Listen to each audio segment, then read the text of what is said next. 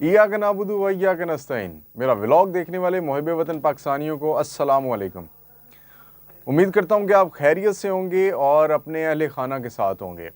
नाजरीन, आज की 3 बड़ी इम्पॉर्टेंट डेवलपमेंट्स, 2 मुझे लगता है कि वो खुशखबरियाँ हैं, उनका ताल्लुक़ पाकिस्तान से है, और एक कनाडा और भारत के दरमियान जो इस वक्त सिख बिरादरी को लेके, खालिस्तान तहरीक को लेके जो मसला चल रहा था, उसमें एक और नया मोड़ आ चुका है, और वो एक और मर्डर है सिख लीडर का, सिख रहनुमा का, जो अपने लिए अलग मुल्क का मुतालबा कर रहे थे। खालिस्तान तहरीक से जो मुतालबा किया जा रहा था, खालिस्तान तहरीक पूरी दुनिया में रेफरेंडम करवा रही थी, और भारत को इस रेफरेंडम से बहुत ज़्यादा परेशानी थी। अलग मुल्क के लिए जो रेफरेंडम कायम हो रहा था, किया जा रहा था ऑस्ट्रेलिया, अमेरिका, कनाडा में, उसको रुकवाने के लिए भारत ने रा को मिशन सौंपा कि उन लीडरान को मर्डर कर दिया जाए जो खालिस्तान तहरीक को पूरी दुनिया में फैला रहे हैं, ख़ास तौर पे कनाडा में। तो इस पे बताते हैं आपको आज की डेवलपमेंट्स। सबसे पहले कनाडा वाली स्टोरी पे नाजरीन, एक और कैनेडियन लीडर हैं, सिख लीडर हैं, कनाडा में रहते हैं, जिनका कल मर्डर हो गया। नाजरीन, कल 20 सितंबर को उनको गोलियां मार दी गई। उनका नाम है जी सुखदेव सिंह साहब। सुखदेव सिंह साहब भारत में मोस्ट वांटेड करार दिए जा चुके थे, और वो गुज़िश्ता कुछ सालों से कनाडा में मुकीम थे। नाजरीन, ये मर्डर इतना इम्पोर्टेंट क्यों हो गया है, उसकी कुछ रीज़न्स हैं। वो वजूहात ये हैं कि 3 माह कबल हरदीप सिंह नज्जर का कत्ल हुआ कनाडा में, और हरदीप सिंह साहब वहाँ पे उस दिन कत्ल किए गए जिस दिन ऑस्ट्रेलिया में खालिस्तान के लिए, खालिस्तान को एक अलग मुल्क बनाने के लिए वहाँ पे रेफरेंडम करवाया जा रहा था। वो एक अपने गुरुद्वारे के बाहर थे, गाड़ी में उतरे या शायद जा रहे थे, या गाड़ी में बैठ के जाने लगे थे, तो उनके ऊपर गोलियां चला दी गईं और उनको कत्ल कर दिया गया। वो अपनी तहरीक के अब एक हीरो के तौर पे जाने जाते हैं। लोग उनके लिए आवाज़ उठा रहे हैं, कनाडा में रोज़ उनके लिए एहतजाज किया जाता है। जब कैनेडियन गवर्नमेंट को इस हीट का पता चला, तो कैनेडियन गवर्नमेंट ने उनके इस मर्डर के हवाले से इन्वेस्टिगेशन स्टार्ट की, तो पता चला कि उस मर्डर के पीछे Indian raw agency research analysis wing, Bharat की इंटेलिजेंस एजेंसी के एक ऑफिसर जो इंडियन हाई कमीशन में अपॉइंट थे कनाडा में, पवन कुमार राय आईपीएस ऑफिसर थे, जो 1997 में इंडक्ट हुए थे इंडियन पुलिस सर्विस में। वो वहाँ पे एज ए रॉ एजेंट मुकीम थे, काम कर रहे थे। ये सब एक्टिविटीज़ उन्होंने की। कैनेडियन इंटेलिजेंस एजेंसीज़ को ऐसे शवाहिद मिले हैं जिनकी बुनियाद पे उन्होंने ये डिक्लेयर किया कि पवन राय इसमें मुलव्विस हैं, इस मर्डर में। उसके बाद कैनेडियन गवर्नमेंट ने उनको वहाँ से निकल जाने को कहा। फिर इंडियन गवर्नमेंट ने रिएक्शन में जो कैनेडियन हाई कमीशन का आदमी अपॉइंट था इंडिया में, उनके ऊपर दबाव डाला, उनको ऑफिस में बुलाया और फिर उन्हें निकल जाने को कहा। इस तरह दोनों ममालिक के दरमियान एक सर्द और सफारती जंग शुरू होगी। Canadian prime minister Justin Trudeau ने अमेरिकन प्रेसिडेंट जो बाइडन को, ऑस्ट्रेलियन प्राइम मिनिस्टर को, फ्रेंच प्रेसिडेंट को, ब्रिटिश प्राइम मिनिस्टर को इस सारी सूरत हाल से आगाह किया और उनको बताया कि भारत हमारी सरजमीन पर हमारे ही शहरियों का कत्ल कर रहा है। और जिसके बाद ये सब ममालिक के सरबराह एक्टिव हुए और भारत पे दबाव डाला जा रहा है इस मामले के ऊपर। भारत कहता है कि ये हमारा इंटरनल मैटर है, जबकि कैनेडियन जो प्राइम मिनिस्टर हैं वो ये कहते हैं कि जनाब ये हमारे मुल्क की सॉवरेनिटी पे हमला है। अगर इंडिया की रॉ एजेंसी हमारे मुल्क में आके ऑपरेट करती है तो ये हमारा जो एक आज़ादाना सिस्टम है और इंसानी हकूक़ का जो निज़ाम है उसके ख़िलाफ़ भारत काम कर रहा है। अब नाज़रीन, हुआ ये कि ये सारी स्टोरी चल रही थी, तो इसमें कल रात एक मर्डर हुआ जो सुखदेव सिंह साहब का है, शायद उनको डोंकी भी कहते हैं। नाज़रीन, जब ये हुआ मर्डर, तो उसके बाद भारत में एक गैंग है Lawrence Bishnoi gang. Lawrence Bishnoi gang ने भी इसकी रिस्पॉन्सिबिलिटी कबूल कर ली। फिर एक और गैंग है जी, उसको बोलते हैं जग्गू भगवानपुरिया, उसने भी इसकी रिस्पॉन्सिबिलिटी कबूल कर ली। اب دونوں گینگ کلیم کر رہے ہیں کہ ہم نے مارا ہے، لیکن ایکچوئل جو ریزن سامنے آ رہی، جو سکھ برادری اور سکھ کمیونٹی کلیم کر رہی ہے، وہ یہ کہہ رہے ہیں کہ یہ بھی را نے مارا ہے اور یہ کنیکٹڈ تھا ہردیپ سنگھ کے مرڈر کے ساتھ، تو اس لیے اس کو بھی مار دیا گیا۔ شاید وہ جانتے تھے، ان کے پاس کچھ شواہد تھے، یا ان لوگوں کو جانتے تھے جو آپریٹ کر رہے تھے ہردیپ سنگھ کو قتل کرنے کے لیے کینیڈا میں۔ ناظرین، اب یہ آپ معاملہ دیکھیں ذرا، اگر انٹیلیجنس نے یہ پلان کیا ہے را نے، تو میرا خیال ہے یہ ان کا بہت بڑا فیلئر ہے۔ دو پارٹیز کلیم کر رہی ہیں۔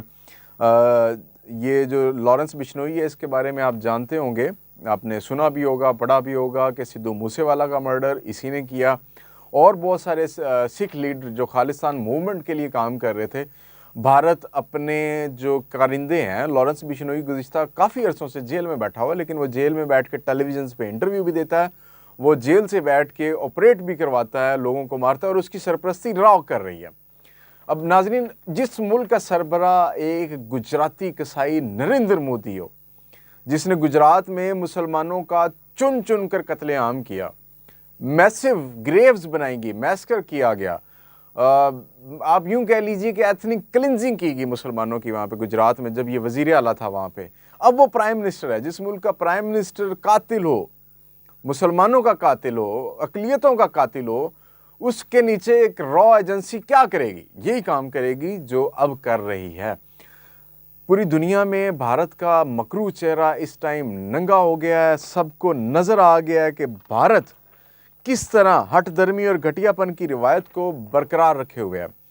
اب ناظرین، یہ جو بونڈی کوشش بھارت نے ایک پھر کی ہے، انہوں نے ٹریول ایڈوائزری جاری کر دی اپنے شہریوں کو، کینیڈا نے اس کو ریجیکٹ کر دیا، اور ایون دو شاید انہوں نے اب کینیڈین جو ٹریولر تھے یا کینیڈا سے آنے والے لوگ تھے، ان کو بھی شاید ویزا الاؤ کرنے سے روک دیا گیا۔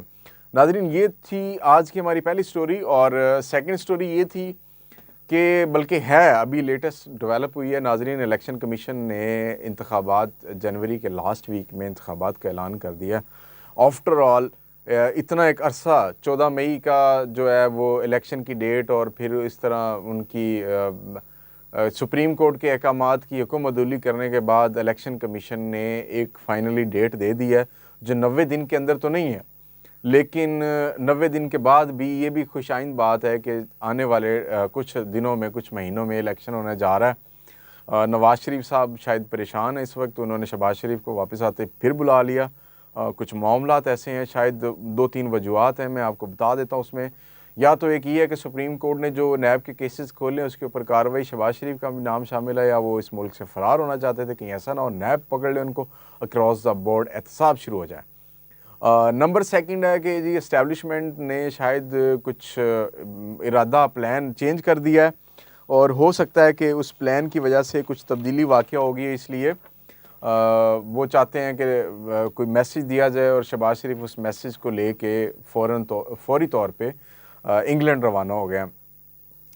پھر یہ کہ ہو سکتا ہے کہ خبریں زیادہ تر یہ آ رہی ہیں کہ نواز شریف کی واپسی کا پلان ڈیلے ہو سکتا ہے، لیکن اب الیکشن کی ڈیٹ اناؤنس ہو گئی ہے جنوری کے آخری ویک میں، تو نواز شریف صاحب کے لیے بہت بڑی مشکل ہو جائے گی اگر وہ انتخابات سے کچھ عرصہ قبل آ کے کیمپین نہیں کرتے، گراؤنڈ ریالٹیز کو نہیں دیکھتے، اپنے ووٹرز کو انٹیکٹ نہیں کرتے، تو ان کو الیکشن میں سخت اور مشکل ترین وقت دیکھنا پڑ سکتا ہے۔ تحریک انصاف کو نکال دیا جائے گا تو مقابلہ 2 جماعتوں کے درمیان، بڑی جماعتوں کے درمیان ٹھہر جائے گا، جن میں سے ایک پاکستان پیپلز پارٹی اور مسلم لیگ نون ہے۔